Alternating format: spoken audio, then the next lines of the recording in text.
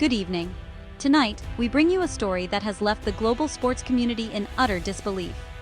In a move that has sent shockwaves through sport, politics, and finance, FIFA has made a stunning announcement that few could have predicted, upending years of planning and anticipation.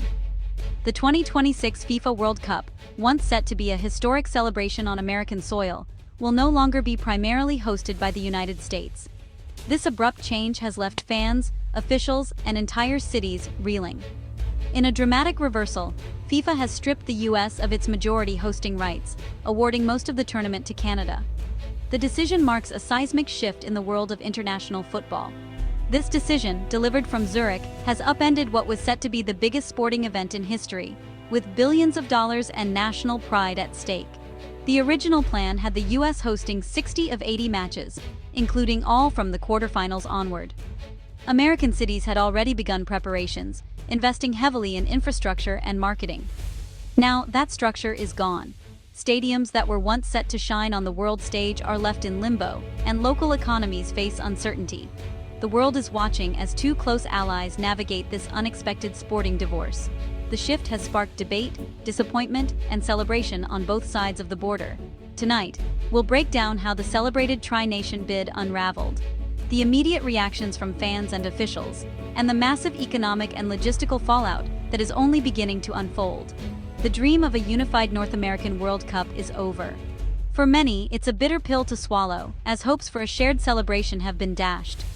A new Canadian-led era has begun, with consequences that will echo for years. The world now turns its eyes to Canada, as the nation prepares to take center stage in football history. To understand the shock, we must revisit the original vision for 2026. The United bid, launched in 2018, promised a historic, continent-wide celebration of football.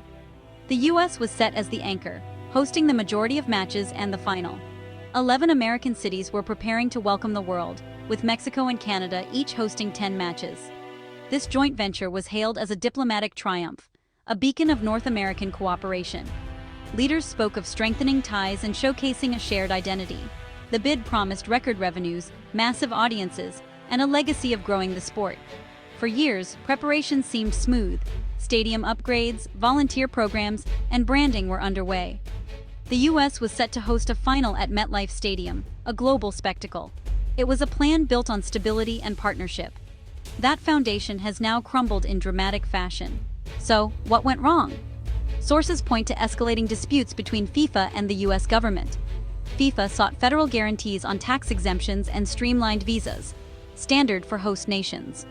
The new US administration in 2024 took a tougher stance, refusing broad legal and financial immunities for FIFA. Congress wouldn't grant full tax exemptions, seeing it as an unfair subsidy. This deadlock clashed with FIFA's revenue model. FIFA saw the US position as a breach of the hosting agreement's spirit. As talks stalled, FIFA quietly explored alternatives. Canada, more compliant with FIFA's requirements, emerged as a willing partner. The Canadian government offered the guarantees the US would not. FIFA's frustration with American bureaucracy led to ultimatums. When the US missed the final deadline, FIFA's executive committee acted swiftly. The dream of a united bid was shattered by a clash of legal, political, and financial wills. The news broke with a formal cold press release from FIFA in Zurich. Canada will now host 50 matches, including the final in Toronto. The US is reduced to 20 group stage games, Mexico's allocation unchanged. US soccer expressed extreme disappointment, while the White House was caught off guard. In Canada, Prime Minister Trudeau called it a historic day, promising to deliver the greatest World Cup ever. FIFA President Infantino defended the move, citing the need for full government support. His words placed blame on unresolved US issues, framing the decision as pragmatic, not punitive. US city mayors expressed outrage over lost revenue. Canadian cities like Montreal and Edmonton are now vying to join the expanded host list. Years of planning have been thrown into disarray. The logistical and political whirlwind will take months, if not years, to settle. For Canada, this is a nation-defining moment. Originally, only Toronto and Vancouver were to host matches. Now, the plan must expand rapidly. Canada Soccer is reopening bids for new host cities, with Montreal and Edmonton as frontrunners. The logistical challenge is immense, upgrading infrastructure, transportation, and accommodations nationwide. Economists project an additional $10 billion boost to the Canadian economy. The final in Toronto's BMO field, set for expansion, is a major prize. Canadian soccer will see a surge in interest and investment, transforming the sport's place in national identity.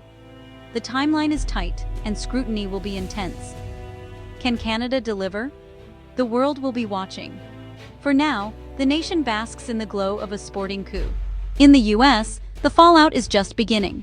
The shockwaves from this decision are rippling through every level of American sports and society, leaving many to wonder what comes next. The original host cities projected over $5 billion in economic impact, now lost. Local governments and businesses had already started investing in infrastructure, staffing, and marketing, all in anticipation of a massive influx of visitors and global attention. Cities like Kansas City and Philadelphia, which invested millions, will host no matches. Their stadiums, once set to be filled with fans from around the world, now stand as reminders of what could have been. Remaining U.S. cities get only a handful of group games, a major downgrade from the original vision. The excitement and energy expected to sweep across the nation have been replaced by disappointment and frustration. The political cost is severe, seen as a diplomatic failure and a blow to American influence. Lawmakers and city officials now face tough questions from their constituents about the lost opportunities and wasted investments. Critics call it a fumble of epic proportions, raising questions about U.S. reliability for global events. The media is abuzz with debate, and the public's trust in event organizers has been shaken. There's a sense of wounded national pride. The U.S. has a strong history of hosting mega events. From the Olympics to the Super Bowl, America has long been a stage for the world's biggest spectacles, making this setback even more painful. Community groups and businesses are left to pick up the pieces. Restaurants, hotels, and local vendors who had geared up for a once-in-a-generation opportunity now face uncertainty and financial strain. The anticipated soccer boom is now in doubt.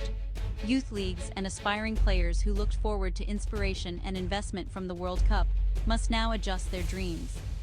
The 2026 World Cup was to propel soccer into the American mainstream, capturing the imagination of a new generation and uniting communities across the country.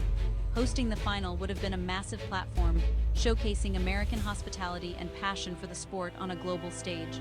Now, U.S. soccer must maintain momentum without its centerpiece event.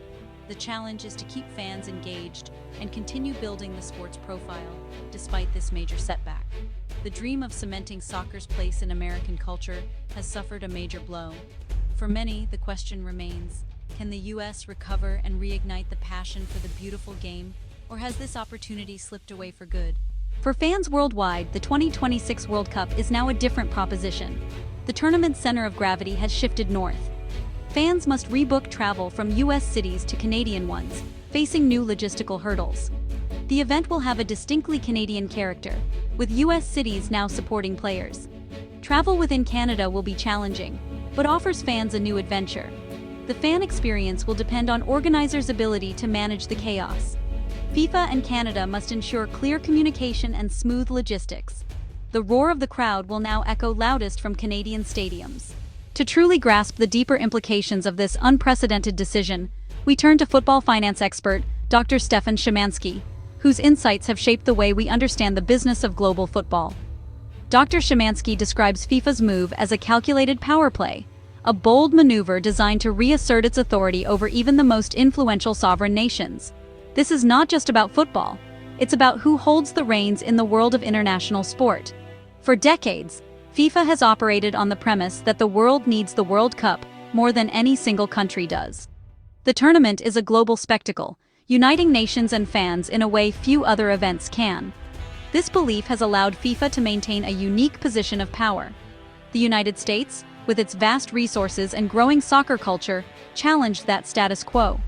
In response, FIFA made an example of them, sending a clear message to any nation considering a similar path. The economic fallout for the U.S. is significant. Lost tourism, sponsorships, and broadcast deals will be felt for years. But perhaps even more damaging is the reputational hit, as the world now questions America's reliability as a host for major events. The U.S. now appears to be a difficult and unpredictable partner for global events, a perception that could cast a long shadow over future bids for not just football, but other international competitions as well. Meanwhile, Canada is seen as flexible, accommodating, and eager to collaborate, a valuable brand in the eyes of international sports federations. Their willingness to adapt has paid off handsomely. For North American football, the impact is complex and far-reaching. Canada receives a massive boost in prestige and opportunity, while the US faces a period of reckoning and reflection. This moment could either demoralize American soccer or serve as a catalyst for change, inspiring a new generation to rise above setbacks and prove their place on the world stage. The balance of football power in North America has shifted overnight, with Canada now at the forefront of the region's football ambitions. This marks a pivotal turning point in how governments interact with global sports federations, forcing a re-evaluation of strategies and alliances.